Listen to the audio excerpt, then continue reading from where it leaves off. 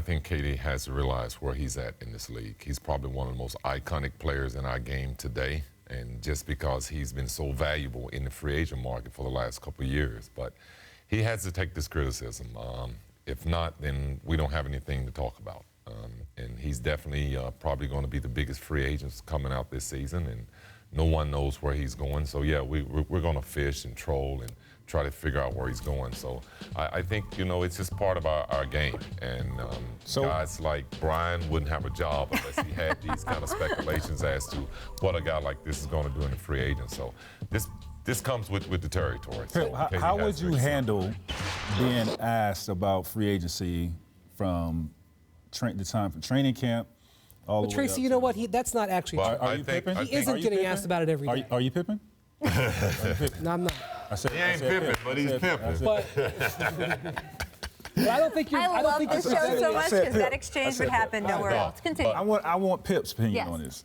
Well, I think a player like KD who has so much value that you don't continue to leave your teammates in the organization sort of hanging in the rafters. Every season you're a free agent, and so you're leaving these speculations out there for people to shout.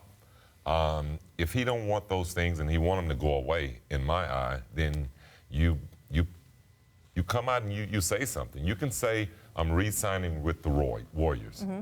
That doesn't mean you have to re-sign with the Warriors. I mean, look at Kyrie Irving. You can still be a free agent. He didn't say. He said he planned on re-signing. There's a difference. KD will be in front of the cameras in June. If they don't have an injury, he's going to be playing. If you are a Hall of Fame player, yes, and you are going to change locations, it happened to you when you left the Bulls. It happened to you when you demanded a trade from the Magic. Those were gigantic stories at the time because it altered the power of the league.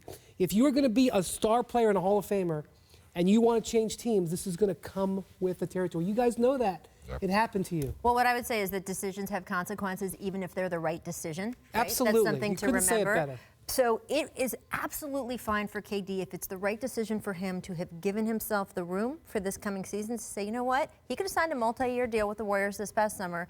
He didn't want to, and that 100% could have been the right decision for him. And he just wanted to have that freedom to say, am I going to stay, am I going to go? I don't know how I'm going to feel after what could be my third championship with this team, which is an insane thing to say. But anyway, it still has consequences, even if it's the right decision. And these are some of the consequences. And I guess the only other thing I would say to all of that is I do have empathy for what it's like because there's different kinds of media members, right? There's someone like Brian, who's been covering this league, as he likes to tell us, for 16 years. You got Jackie McMullen, who's been in there, more than 30 years. You've got people who know how to do this very professionally. You've got some people who are just starting out on the job or from maybe other outlets because the media has been opened up more. It's now just not the major papers that were there when you guys were playing, but you've got the internet, you've got radio, you've got whatever. So you are getting different levels and kinds of questions from all over.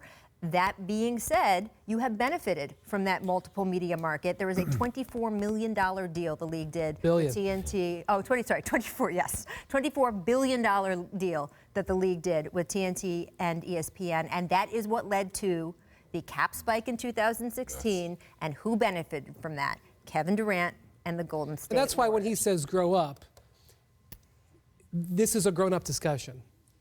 Well, this is a grown-up discussion. I get it from his side, too. I really do. Oh, Tracy, I do. I get what I you're agree, saying because it's a lot. It's a lot. And I think that handling it is an art. And some markets, it's easier than others. And I'm okay, as I said at the top of the show, I'm okay with him venting because I want him to talk. So if this is how he feels, I'm okay with that, too. I think he just has to see the whole field. Right. And I know there's different reporters, and because we play in so many cities. Mm-hmm.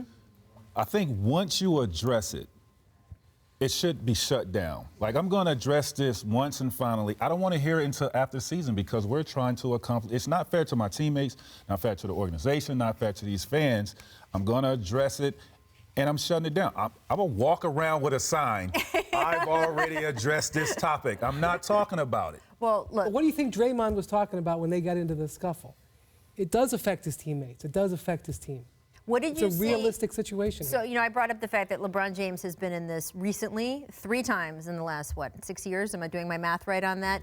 How did you see him effectively shut it down? Because it came up in Cleveland a little bit last year, but I wouldn't say it was as constant as it is He with did KD. exactly what Tracy suggested he would do, which is he spoke about it at the beginning of the season.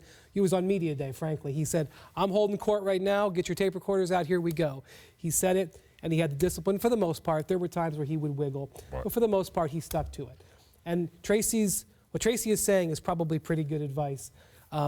He doesn't get asked about it every day, in fairness. He does get asked about it regularly, and he's answered it regularly. It's just what happened. He's been in a little bit of a mood about it the last few days. That's fine.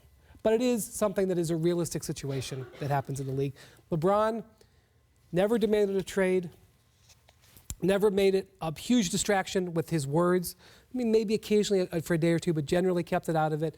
The LeBron model isn't the worst model to follow in terms of how. No. Oh, you go there. Brian, I got a present for you. Oh.